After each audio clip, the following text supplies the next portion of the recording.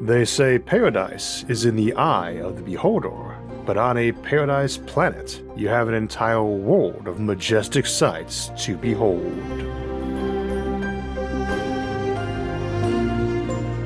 To discuss a paradise planet, we must first ask ourselves what paradise is, and of course this varies vastly by the individual we ask, and yet we often hear certain common themes, for both its appearance and how it makes us feel. Paradise, as often imagined, is a place of unparalleled beauty and tranquility, where the burdens of life lift away, and the soul finds peace. Imagine then a vast and lush landscape where verdant forests teem with vibrant life, and crystal clear streams meander through the meadows, bursting with flowers of every conceivable color. The air is perfumed with the sweet fragrance of blooming flora, and the gentle hum of nature's harmony fills the space. In this paradise, the weather remains perpetually perfect, balancing on the cusp of spring and summer, that perfect blend of that shade of green of newly opened leaves and the golden sunlight where the warmth of the sun kisses the skin, but a gentle breeze always seems to cool the air just right. The skies are a lazy, brilliant azure, painted with soft, cotton-like clouds that drift lazily by. And here too, we catch them lazily ourselves, thinking of what they might remind us of, and in no rush to go to our next task or appointment. Nestled within this natural splendor are dwellings of spacious and exquisite design, and surrounded by gardens that blend seamlessly with the wider environment. These homes offer comfort and serenity without imposing on the natural world's beauty. There is no need or want here, for every need is met with ease, allowing inhabitants to live in peace and contentment. Never bored or dull though, for every home has a library full of stories, and you can stretch your legs by walking out through your garden, either into town and the many friends there, first passing through some fruit trees and vineyards along the way, or for peace and quiet to go the other direction, into the broader wilderness. And on a whim, we choose this path today. There's much of this to explore once you cross the small wooden bridge over a creek at the edge of your home. That creek winds its way down to the river and then to a lake with water so pure and clear it reflects the sky and the surroundings like mirrors, inviting anyone to refresh themselves in its cool embrace. Mountains in the distance offer breathtaking vistas and a sense of enduring stability. Their peaks, capped with snow, catch the light of the rising and setting sun, painting the horizon with hues of orange, pink, and gold. Wildlife roams freely, unafraid and in harmony with the land and its people. Birds sing songs of joy, their melodies a soundtrack to the blissful existence of all who dwell here. But this is a paradise of more than just the land. In this paradise, there is a profound sense of unity and connection, not only among the people, but with all living things and the land itself. Time seems to slow, allowing for the full savoring of every moment, every breath. It's a place where the spirit is free, the mind is clear, and the heart is full. Here in paradise, the essence of pure contentment and joy permeates everything. It's a realm of eternal beauty and peace, a sanctuary for the soul, where the infinite and the temporal meet, leaving those who visit forever changed, carrying a piece of paradise within them wherever they may wander. Sounds like a place I wouldn't mind dwelling, certainly, but as we said at the beginning, not everyone will think of paradise the same way. If there are some general trends though, we can contemplate planets that we might encounter or create that might be even more paradise for humanity than Earth itself. Indeed, generally humans have not regarded Earth as a paradise. Quite to the contrary, it often shows up in our traditions, religions, and mythologies as the horrible place full of plagues, calamities, and poisonous snakes that humanity is stuck on, often as a punishment from the gods themselves. Indeed, we'll make the case today that a paradise planet is not an Earth-like planet, and that we may remake Earth into one someday. So we'll contemplate places better than Earth today, but be mindful that every planet we have yet looked upon would make the worst parts of this planet seem like paradise compared to the airless, radiation-saturated norms, or worlds racked eternally by storms that make our worst hurricane look like a gentle breeze. Some folks might quite like such places, though probably not many.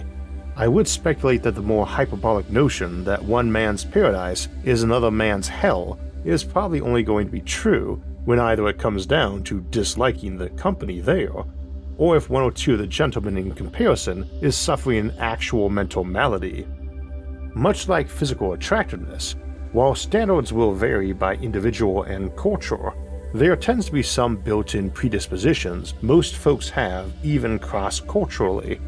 A preference for symmetry of facial features is a pretty well-documented example of that. It's pretty likely we have some biologically built-in predispositions where paradise is concerned, and as an example, that probably does not include books, given that the vast majority of our ancestors, even just keeping to the era of recorded history, could not read, and would not likely have evolved a biological preference for books yet, but might conceivably have a built-in fondness for storytelling, given that this is a much older and more common recreation for humanity.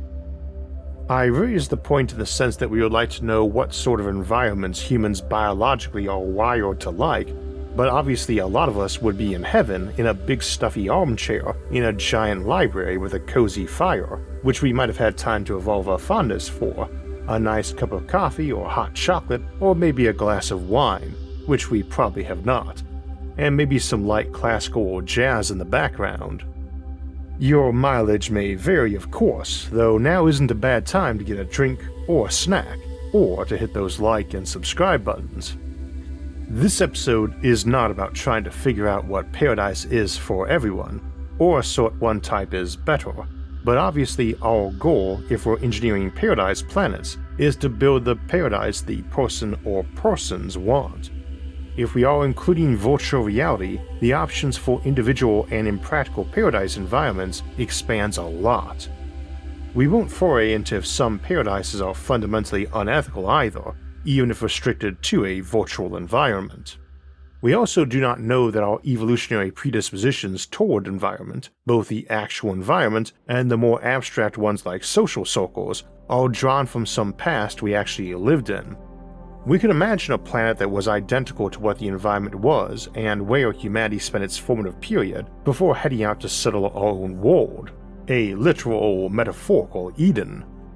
It is entirely plausible we wouldn't be set up to be relaxed and happy in that environment, for instance, but even were that the case, we cannot assume that Earth as a whole is going to contain the maximum of that paradise compared to some other planet, which might have better conditions in some spots, or overall than Earth does. I should note that in addition to virtual realities, or some other created variety of subverse, like some universe we might manufacture with different rules, we also have a lot of megastructures that have different variations in weather and climate. We discussed Banks orbitals last month, immense ring-shaped megastructures over 1 million miles across, also nicknamed God's Bracelet, and their weather can be made homogeneous across the whole ring, as it doesn't have any equatorial or polar regions getting more or less sunlight, except right near the rim walls to keep the air in. You can do the same for flat Earth megastructures, disk worlds, sombrero planets, or even normal planets by use of solar shades, mirrors, beaming arrays, and other weather control options including geoengineering. It's hard to say what the environment of paradise is like. We'll speculate on that more in a moment, but other living conditions there are of course even harder. We do have some common notions of idyllic landscape that are fairly universal, but beyond that it gets trickier. Even discussions of paradise in religious texts like the Bible are often rather non-specific, same for Elysium or Valhalla, and if we're contemplating these from a Watsonian perspective, it's probably in recognition that paradise is indescribable or necessarily changing as our desires are sated and shift. or maybe once in Valhalla, you are quite content with the static continuance of eternal drinking, brawling, and celebration. I have no special theological insights to offer on what an eternal and perfect paradise in an afterlife would be like. We could probably rewire people's brains to be happy continuously with a given individual idyllic setup, or for that matter to be happy living in a foul ditch somewhere, but we're in speculations on that side of things by just acknowledging that without altering humans at the core psychological level, they are going to want changing stimuli, and while virtual reality might offer that in many cases, unless we're assuming VR is so perfect as to be effectively indistinguishable from reality, you are probably going to want a variety of environments both in terms of landscape and social setups. I love the film noir setting, for instance, the dark and foreboding city where the sun never peaks beyond thick clouds and it rains a lot, but I don't think I'd really enjoy living there year-round, even as the protagonist of a detective novel, let alone one of the random citizens of what's usually an impoverished, corrupt, cynical, and crime-ridden garbage heap of a city. So that's a place for novels, films, VR, or Westworld-like setups with robots, not a planet full of people.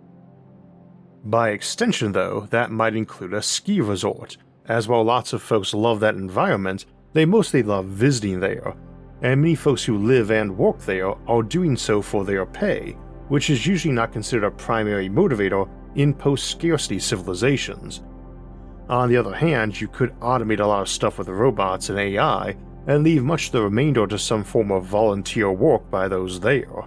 Veterans and regulars might enjoy doing some of the jobs like teaching skiing or giving tours, or keeping an eye out for trouble, like the bike patrols on a lot of the bike trails out my way are set up for.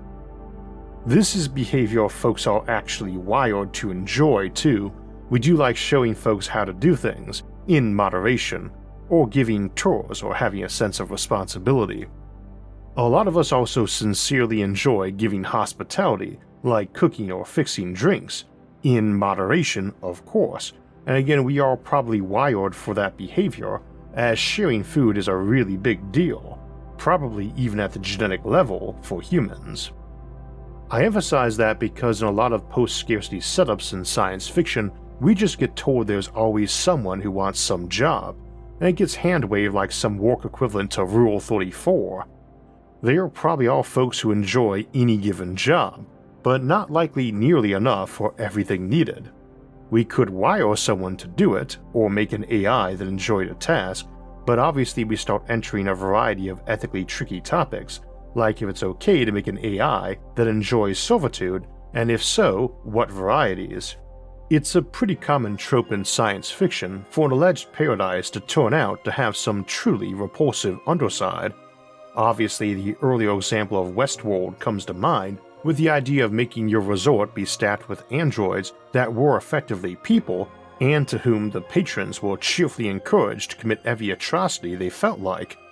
We've discussed that before, but I think while we should never dismiss that concern, or other secondary effects like how it might rewire people's brains to be able to dehumanize human-like constructs or simulations, there is no reason why your setting's NPCs need anything like human intelligence or awareness to do their jobs. People tended to assume that was so, but I think in the era of ChatGPT, folks got that some bot, physical or virtual, emulating a human conversationally or behaviorally does not imply it is one at all. So ignoring purely mustache-twirling reasons, there is no sane reason that the bartenders or patrons at the ski resort or Wild West reenactment need to be conscious and sapient entities unless it's located in Camera. They don't need to feel pain when you get in a fistfight or a gun duel with them, or any other more adult-themed activities that come to mind. And they tend to inevitably do so on a paradise planet. Risa, the pleasure planet from Star Trek, does not make much effort to hide what the main pleasure is that most folks visit for, and frankly the portrayal in a lot of the episodes visiting it is rather juvenile. But there's a DS9 episode that explores if the planet is a reflection of a Federation getting decadent and weak. And that is another concern of paradise planets. Indeed, it's been suggested that species in paradise-like environments can de-evolve from a lack of natural selection pressures, though de-evolve is a fairly dubious concept since it implies evolution has goals or achievements. We explore the topic more in our episode on devolution and examples in fiction like Morlocks and Chuds. It does raise the idea that any paradise might not only be impossible in the usual utopian sense of perfection being forever out of reach, but also an undesirable goal in of itself, or one that sabotages you if you reach it. That said, I think we've explored the moral aspects enough for the moment. Let's return to what paradise conditions of the environment might be, and if science tells us what some reasonably objective standards for human paradise conditions are. It probably speaks to the unattainability of true paradise in an environment that we don't all even enjoy the same temperature. What we find comfortable depends on our own build and body fat levels. And while it doubtless varies by individual, studies found that on average women prefer 25 Celsius or 77 Fahrenheit, while for men it's 22 Celsius or 72 Fahrenheit, and health organizations tend to encourage room temperatures of 18 to 24 Celsius or 64 to 75 Fahrenheit. While we have found temperatures just a few degrees lower than that range, especially if mixed with high humidity, can cause respiratory issues, this does not necessarily mean you want your planet that temperature, any more than you want your bedroom and sauna at the same temperatures. It's a fair point to mention that technology can make paradise in the middle of the worst desert, swamp, or tundra, at least when it comes to environmental conditions in your home. Outside again is trickier, but even without contemplating options like doming a yard over, we can substantially alter local climates through brute force applications of the technologies we've contemplated for climate engineering and terraforming of new planets. The climate of your own house can only be adapted to the mutual comfort of its occupants, or minimize discomfort, but we shouldn't ignore really obvious options like cooling vests or heating vests, or even a cooler room that tracks occupants with invisible infrared bulbs to warm them to their preferred value. That could be something in someone's augmented reality profile that just clicked on as they entered a public place, or as a guest in someone's home, too. The house computer grabs their comfort settings and just tailors things to them that way, pushing infrared light their way or a focused breeze with house fans, or simply pumping electricity wirelessly or by beam into the batteries they wear for running their heating jacket or cooling vest. This could even include sound dampening or amplifying features, and of course that could be handled by various people's personal augmentation, be it internal cybernetics or the various gizmos they wear. You enter a room with lighting you dislike and a bit too loud, and your glasses or contacts or eyeballs or cybernetics in your visual cortex alter the light you actually see, and the same for your hearing. Even things like discomfort of wearing a spacesuit or environmental suit can likely be removed by a mix of precision tailoring or cybernetically connecting the suit to someone so they didn't feel discomfort on their skin, and maybe could feel it through the sensors on the outside of the suit. Now, why this matters is because whether we're contemplating normal, baseline humans like you or I, or folks who have lots of cybernetic or even entirely digital lives, we have two very powerful approaches to paradise through technology, making strange environments more suitable to our needs, or making ourselves more easily comfortable in strange environments. It's very similar to our paradigm on terraforming and bioforming, where terraforming makes a planet more Earth-like, so we and terrestrial life can dwell there, and bioforming is altering organisms and ecosystems to function better in an alien environment. Para-terraforming is a more artificial approach to the former, like using huge domes on a planet instead of giving it an atmosphere. But in truth, terraforming is not really about making a planet more Earth-like. Often it will be about making it more paradise-like, loading up on long skinny islands and shallow coastlines, golf course-like lawns, gently sloping hills, and controlled forests. Alternatively, when building nature preserve habitats, which some folks might want to visit or live in as caretakers, here we want to mimic a specific environment on Earth, including its negative features, and I tend to assume these will almost invariably be rotating habitats. An O'Neill cylinder can offer hundreds or even thousands of square miles or kilometers of habitat that hangs in empty space, where invasive species, or poachers, can't really get to it. You create a few for every biome, subbiome, or overlap of biomes you want, whether you're looking for a xeric shrubland or a polar glacier coast of fjords, or even some invented one for artificial engineered sandworms of dune. But planets viable for terraforming for people are likely to always be ultra-valuable real estate, and thus you do turn them into paradise planets. And I'm going to make the case now that Earth is more likely to be turned into one than some concrete and glass jungle or hive world. First, as we often noted in discussion of ecomonopolises or planet-wide cities, you can't actually build one unless you have thermodynamic violating options for cooling, like stargates to icy planets you can run huge radiators through, or black holes you can dump heat into. New York City only has a few hundred skyscrapers, most people don't live in them, and even at normal NYC densities, if that sprawled all over the planet, it would be home to 6 trillion people, and that's about as much you can cram on a planet if you're feeding them all from vertical farms and hydroponics, which would imply you were building taller and more along the lines of ecologies. Usually what folks are really thinking of with that is the Kowloon Walled City, which has a population density of 1,000 times that of New York City at 5 million people per square mile, or 2 million per square kilometer, which works out to a planetary population of 1 quadrillion. If the heat issue isn't a problem, you could do this, but the very existence of such technology implies energy abundance that would make it possible to rebuild Earth with thousands of artificially lit levels, each as big as Earth's surface, and yet each less populated than it now is. See our episode on Matryoshka shell worlds for more discussion on that.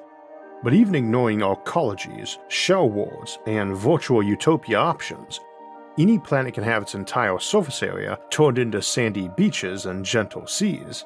You just have to move the light and water around. Indeed, on a lot of planets, it's going to be easier to terraform them into what we sometimes call an epipelagic planet, one where the average ocean depth is less than 200 meters or 660 feet, the end of the epipelagic zone on Earth, the surface layer of our ocean where sunlight can penetrate to. You take some airless rock whose gravity is about that of Earth, or maybe lower, as we might prefer lower gravity, and you bulldoze every mountain taller than a kilometer into any trench or valley deeper than 200 meters, till you have a planet whose tallest feature is no more than perhaps a kilometer or half a mile higher than its lowest, other than maybe a few exceptions for the sake of novelty and tourism. You further bulldoze that for lots of long, skinny, snaky hills, and you drop comets on that planet till the water level leaves you somewhere between 50 to 80% water and 20 to 50% land, almost all in islands between a few kilometers and a few thousand kilometers in land area, one enormous archipelago spanning a planet with 1 billion beachfront mansions. All the food is grown underground by automated robotic farms, or trucked down ecology sky towers from space farms, and the huge arrays of power collectors and mirrors that kept the place the right temperature everywhere. Don't think this couldn't be done to Earth either. Post-scarcity civilizations with good automation and energy abundance who spent millennia sending off colony arc ships, terraforming expeditions, and megastructural construction teams likely are masters of ecological engineering and genetics, and have access to the sorts of resources and wealth that would best be described as the planet of billionaires, except everybody there would have a higher standard of living by every metric than a modern billionaire. Most of the people these days in the West enjoy a lifestyle superior to the typical king of antiquity, except in terms of the ability to have thousands of people do as you say, which robotics and VR can replace, and without the problem most kings of antiquity had, which is the habit of their servants or relatives deciding their crown or throne would look nicer on a different head, or under a different butt. We spent the last year looking over a variety of specialized planets we tend to see in fiction, starting with hive worlds, then forge worlds and factory planets, fortress planets, agri worlds and farming planets, even death worlds, and it seems a natural progression to move to what the ideal world to live on would actually be like. I would also say it is highly likely Earth should end up as one at some point, a paradise planet, and that we should never think of Earth as a pristine and unchanging place either, given how often even the continents themselves have been rearranged, or that the continents, and even our current breathable atmosphere, are fairly recent. We think the first continent, formed about 3 billion years ago, and the first nominal stable protocontinents, called cratons, rose above sea level 3.2 to 3.3 billion years ago, and our oxygen-rich atmosphere is even newer. Since then, the land and sea have changed many times. In my area, we mine salt from the ocean that was once here, and most recently we were a huge glacial lake that slowly receded as the Ice Age passed on. What was once forest is now a plain, and was a plain before, or tundra with woolly mammoth, and before that perhaps a jungle with dinosaurs, and before that mushroom forests with giant insects flying around. Planets will require constant maintenance to keep them in any given form and environment, much like a house, and sometimes you want to remodel rather than repair. We may see large population density changes too. Folks might like our colleges and enjoy the many-layered park and garden super towers of those. Others may want rural wilderness. In Isaac Asimov's classic robot novels, we see a future Earth where humanity lives in huge domed cities, in artificial caves of steel, and we see space planets with far fewer people, tens of millions, not billions. The last of those, Solaria, colonized directly from one of those paradise worlds rather than Earth, was settled by wealthy spacers who found their world too packed and decided they would divide the entire planet into just 10,000 estates, each for one husband and wife, for a total of 20,000 people, and with very strict population control. For context, Earth has about 200 million square miles of land and sea, or 500 million square kilometers, so that would be 10,000 square miles per person, a 100 by 100 miles square, or 50,000 square kilometers per couple or state.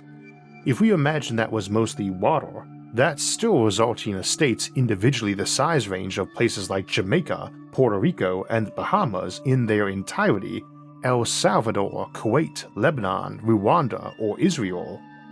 Now I think that's an example of Asimov's tendency to not really think his population scales through much that we see a lot of in both this and his Foundation series, and just as an example, if your house was on a hill 100 feet tall above its surroundings so you could see far in every direction, the horizon is still just 12 miles or 19 kilometers away, encompassing around 450 square miles or 1,200 square kilometers of land, and approaching the land area of an O'Neill cylinder.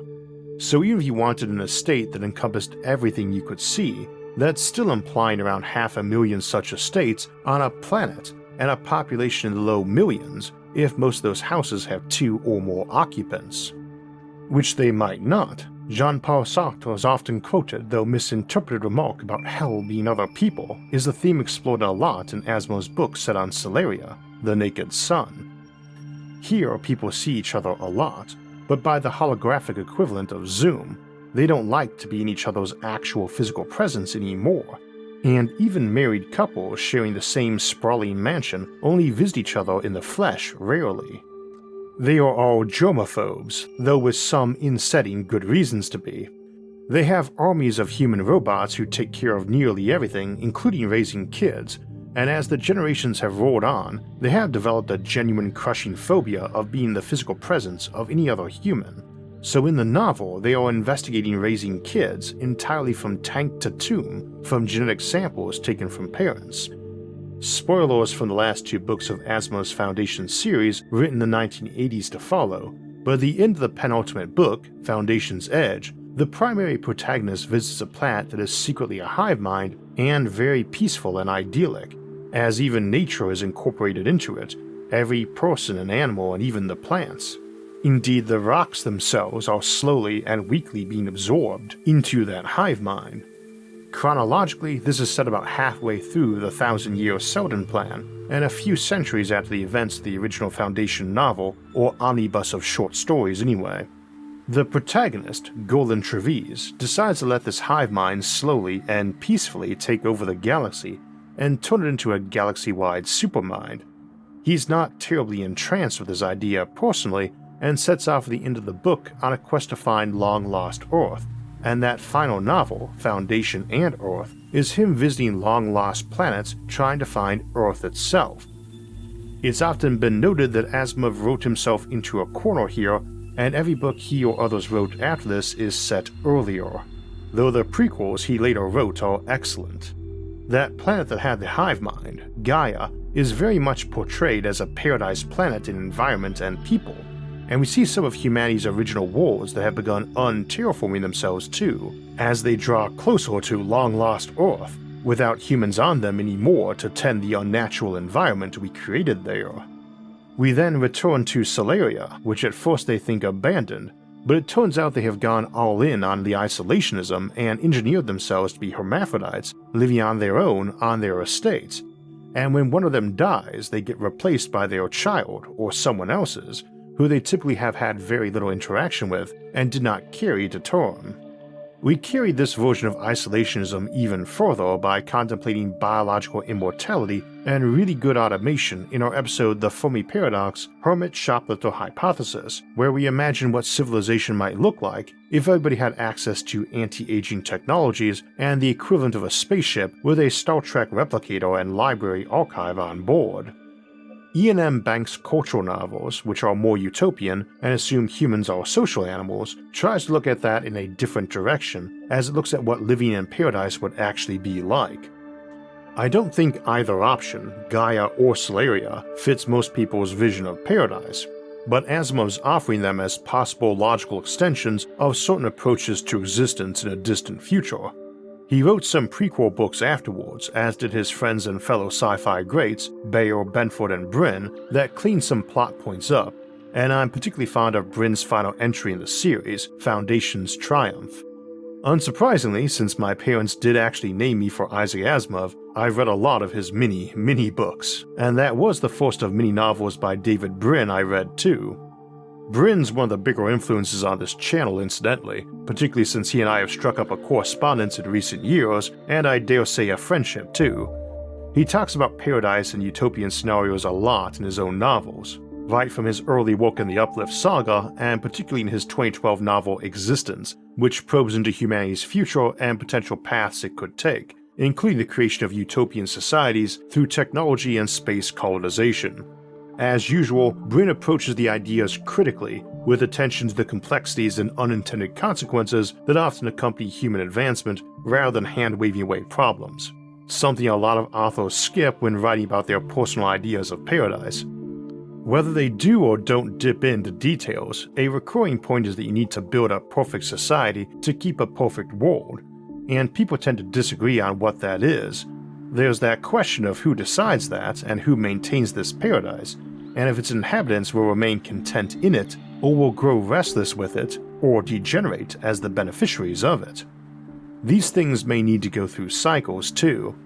I had paused writing this while figuring out how to wrap it up to have dinner with my family, and my wife keeps flowers by the window in our kitchen where a lily had bloomed earlier this week, quite beautifully, and my 7-year-old daughter Isabella was lamenting that it was dying so quickly, and my wife remarked that it made the event more precious for being so short and sweet, and if we took care of it, it would bloom again one day, and other flowers would in the meantime, and be beautiful in their own way. And that's a good point to close on, because while we can paint a general image of what many might find paradise, or discuss options for using technology like robots and VR to permit it for everyone and everywhere, it is going to be something different for not just every person, but varying with them over time. And as we discussed throughout this informal and unplanned series of settled and developed planets, this is likely to be true for worlds we make too, as they may go through phases of being terraformed, first lifeless rocks, then those converted into titans of industry to fuel their terraforming, maybe exporting food or other biological goods during that time before becoming paradise worlds, or hive worlds, or getting bombed out and turned into fortresses, then death worlds, then being repaired, and so on. Maybe turned into vast computer stacks for running virtual worlds, or paved over into a growing ecumenopolis that is simply built on top of layer after layer of itself. Earth has been around a long time and changed much. All of human history is barely more than a millionth of this planet's existence, and it would not be hard to imagine any planet we claim going through thousands if not millions of major phases and iterations, some more paradise-like than others. Time will tell if such paradises produce the sorts of people willing and able to maintain them as wonderlands, or cause them to weaken and fail as stewards, with the task of restoring paradise falling to distant descendants hardened and strengthened by less idyllic conditions, and determined to strive to bring paradise back for their own children. We were talking today about building paradises and how that often has facets a lot more abstract than simply warm beaches and relaxation. No matter how awesome technology gets in the future, many would feel it's not really paradise without privacy, and we'll be examining that more in the fall when we ask if privacy might be going extinct in the future. The good news, for now, is that you have the right to protect your privacy and request that data brokers delete the information they hold about you. The bad news is that it would take you years to do it manually just once, and you need to repeat the process every few months as data brokers continue collecting your data and creating new records using AI. That's where our sponsor, Incogni, comes in. They fight fire with fire by using AI to find your information online and send automated takedown requests for you. All you have to do is sign up, give them permission to act on your behalf to delete data, then they go to work and your data goes away. All that's left is a progress log showing where they deleted it and how risky the site was. Incogni makes these data harvesters take your info down, and they keep doing it too, making sure that it stays down.